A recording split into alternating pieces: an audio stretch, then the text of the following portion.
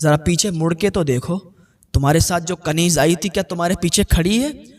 جب ملکہ نے پیچھے مڑ کے دیکھا تو کنیز غائب تھی، کنیز نہیں تھی وہاں پر، وہ چلی گئی اور دروازہ بند کر دیا۔ جیسے ہی اس نے یہ دیکھا کہ اس کے ساتھ یہ دھوکہ ہوا، اس کے ساتھ یہ فریب ہوا، اس کے دل کی دھڑکنیں تیز ہو گئیں، اس کے آنسو نکلنے لگے۔ تمام عورتوں نے کہا کہ یہاں کی نئی بات نہیں ہے، جب بھی 6 مہینے گزرتے ہیں ہر نئی بیوی بادشاہ کی اسی طریقے سے یہ کنیز اس کو جھانسے میں لیتی، اس کو پھانستی ہے، اپنے فریب میں اس کو پھانستی ہے اور یہاں چھوڑ جاتی ہے۔ اب آپ کو یہیں رہنا ہے۔ اب یہ ملکہ وہاں پر رہنے لگی، اب اس کا دل نہیں لگتا تھا، عبادت کرتی تھی، روتی تھی۔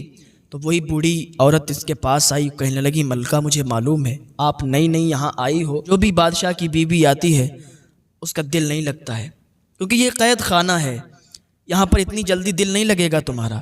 ہم لوگ تو بہت دنوں سے قید ہیں، ہماری تو عادت پڑ گئی ہے، چلو اپنا غم ہلکا کرنے کے لیے مجھے کچھ باتیں بتا دو کہ تم اس کے جھانسے میں کیسے آ گئیں، تم کیسے پھنس گئیں۔ اس بوڑھی خاتون نے جب اتنا پوچھا تو وہ کہنے لگی سنو، ہمارے ابا جان تھے، ہماری ایک چھوٹی بہن تھی، ہمارے ابا جان بہت نیک تھے، ہماری چھوٹی بہن ہم بہت خوشی خوشی رہتے تھے۔ ابا جان 5 وقتہ نمازی تھے، میں اور میری بہن 5 وقتہ نمازی تھی، ایک ٹائم کی نمازیں قضا نہیں ہوتی تھیں۔ ابا جان ہمارے تہجد کی نماز بھی پڑھتے تھے، ہر وقت اللہ کا شکر ادا کیا کرتے تھے، ہر وقت اللہ کی عبادت کیا کرتے تھے۔ میرے ابا کی آرزو تھی کہ وہ حج کریں، حج میں جانے کے لیے بہت تڑپا کرتے تھے۔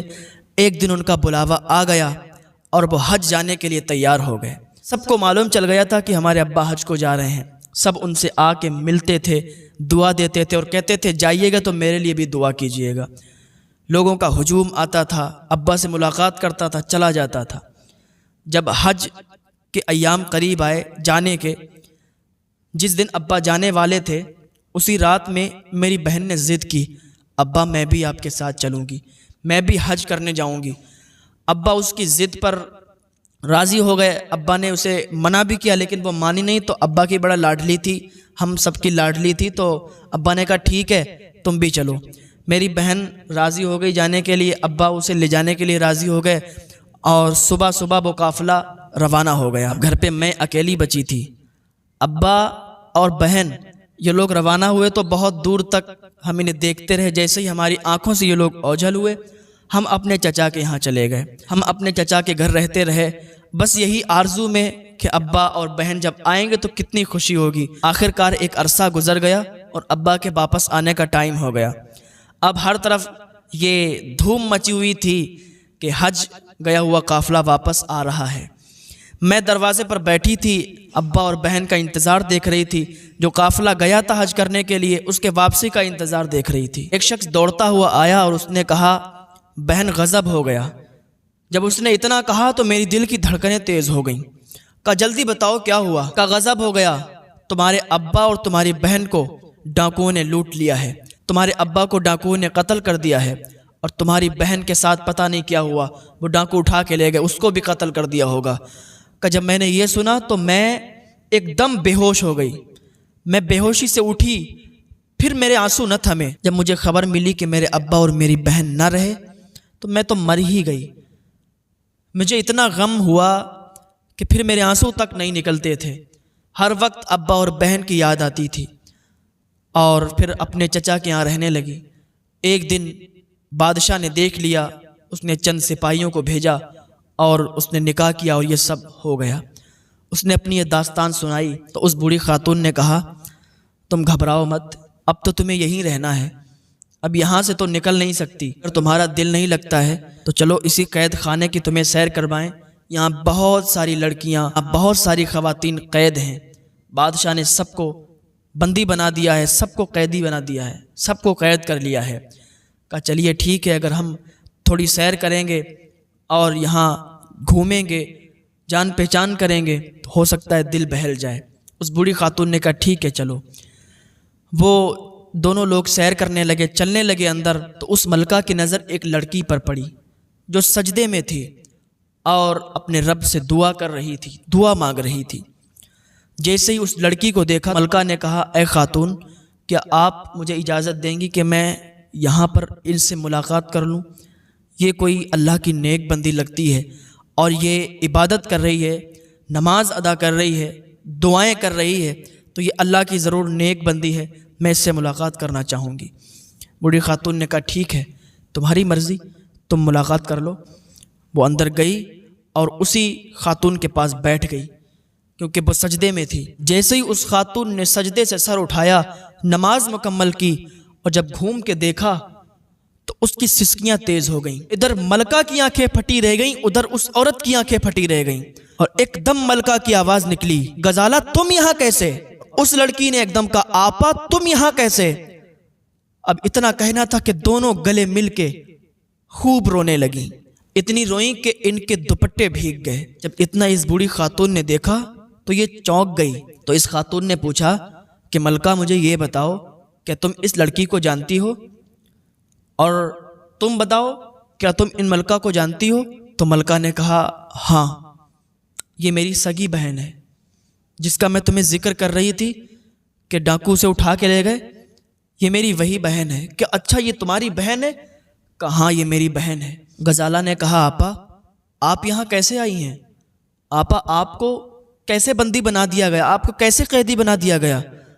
اس نے کہا غزالہ مجھ سے کچھ مت پوچھو، پہلے تم بتاؤ کہ تمہارے ساتھ کیا معاملہ ہوا، تم یہاں تک کیسے پہنچی؟ غزالہ نے کہا آپا کچھ مت پوچھو، کیسے یہاں تک پہنچی ہوں؟ آپا میں اور ابا حج سے جب واپس آ رہے تھے تو رات بہت ہو چکی تھی، جنگلوں کے راستے سے گزر رہے تھے، پہاڑیوں کے راستے پہ پہنچے تھے، رات کافی ہو گئی تھی تو قافلے نے پہاڑ کے صحن میں پڑاؤ ڈالا تھا اور قافلے کے تمام مہمان سو گئے تھے، کچھ ہی لوگ جاگ رہے تھے، میں بھی جاگ رہی تھی کہ ابھی سوئی نہیں تھی، لیکن کانوں میں گھوڑوں کی ٹاپوں کی آواز آئی۔ جب گھوڑوں کی ٹاپوں کی آواز آئی تو میں اٹھ کے بیٹھ گئی اور ایک دم آواز آئی کہ یہی وہ قافلہ ہے اور اسی میں وہ لڑکی ہے اور اس کا باپ ہے، جلدی سے پکڑو۔ اتنا تھا کہ میں اٹھ بھی نہیں پائی کہ وہ بڑے بڑے جسم والے سپاہی گھوڑے پر سوار ہو کر قافلے کو گھیر لیتے ہیں، مجھے بندی بنا لیتے ہیں اور گھوڑے پر ڈال کے اور رسی سے باندھ دیتے ہیں، اور ابا کو بھی بندی بنا لیتے ہیں، اور بنانے کے بعد گھوڑے پر ڈال کے رسی سے باندھ دیتے ہیں اور گھوڑوں کو ہانک دیتے ہیں اور اپنے آپ گھوڑوں کو پیچھے پیچھے چلتے ہیں۔ چلتے چلتے چلتے چلتے اتنا چلے کہ پوری رات چلے، صبح ہو گئی، ایک جگہ ٹھہرے، انہوں نے ابا کو بھی کھولا، ہمیں بھی رسیوں سے کھول دیا۔ صبح ہو گئی تھی، جسم ٹوٹ رہا تھا۔ اب ہم نے کیا کیا؟ فجر کی نماز ادا کی۔ ہمیں معلوم بھی نہیں تھا کہ ہم لوگ جا کہاں رہے ہیں، ہم لوگ قید کیوں کیے گئے ہیں۔ نماز ادا کی، اللہ سے دعا کی، پھر ان لوگوں نے ہمیں بندی بنا لیا، پھر ان لوگوں نے ہمیں رسیوں سے گھوڑوں پر باندھ دیا، اور چلتے چلتے بس ایک محل سامنے پڑا، محل کے دروازے پر آ کے انہوں نے رسیوں سے کھول دیا۔ جسم بالکل چور تھا، ہم لوگ نیم بے ہوش تھے، آدھے بے ہوش ہو چکے تھے۔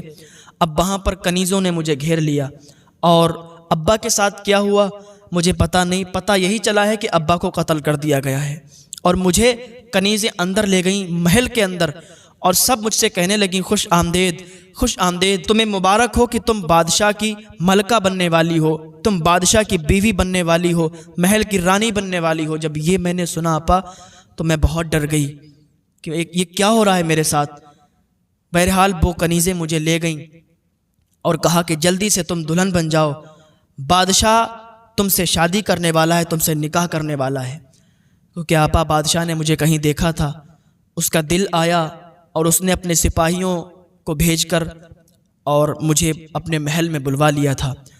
کنیزیں آئیں، وہ تشت لے کر، نئے نئے کپڑے لے کر، ہیرے جواہرات لے کر، ہار لے کر، اور کہا جلدی سے تیار ہو جاؤ، تمہارا نکاح بادشاہ کے ساتھ ہونے والا ہے۔ میں رونے لگی اور میرے دل کی دھڑکنیں تیز ہو گئیں۔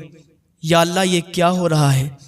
یا اللہ کیا میری مدد کرنے کے لیے کوئی نہیں آئے گا؟ کیا آسمان سے کوئی جماعت نازل نہیں ہوگی؟ میں دعا کرتی رہی۔ اس میں سے ایک کنیز بہت تیز تھی، آئی اور کہنے لگی تم نے ابھی اس کو تیار نہیں کر پایا؟ بادشاہ سلامت کو دیر ہو رہی ہے، وہ نکاح کرنے کی خواہش رکھتے ہیں، وہ نکاح کریں گے، اور تم نے ابھی اس کو تیار نہیں کر پایا؟ تو اور کنیزیں بولیں کہ یہ تیار نہیں ہو رہی ہے، یہ منع کر رہی ہے، یہ قابو میں نہیں آ رہی ہے۔ تو اس نے کہا ٹھیک ہے ابھی جاتی ہوں اور ابھی یہ تیار ہوگی۔ وہ جا کے کچھ چند کنیزوں کو بلا کے اور لاتی ہے اور ان سے کہتی ہے کہ اس کو جلدی سے تیار کرو، دیکھتے ہیں کہ اس میں کتنا دم ہے، اور مجھ سے کہتی ہے دیکھتے تم میں کتنا دم ہے کہ تم تیار نہیں ہوگی۔ وہ کنیزیں مجھے پکڑتی ہیں، مجھے تیار کرتی ہیں، اور جیسے ہی انہوں نے مجھے تیار کر دیا، کپڑے پہنا دیے، میں رونے لگی، چیخ مار مار کے رونے لگی۔ اب میں دعا کر رہی تھی کہ کاش کوئی جماعت آسمان سے نازل ہو جائے۔ اے گنبد خضرا کے مکیں، کیا کوئی ایسا نہیں آئے گا جو ہماری مدد کے لیے آ جائے؟ اے گنبد خضرا کے مکیں، کسی کو مدد کرنے کے لیے بھیج دو، کوئی جماعت آ جائے جو ایک دم آسمان سے نازل ہو جائے اور سب کو تباہ کر دے، مجھے بچا لے۔ یہ دعا کر رہی تھی کہ ابھی ایک آواز آئی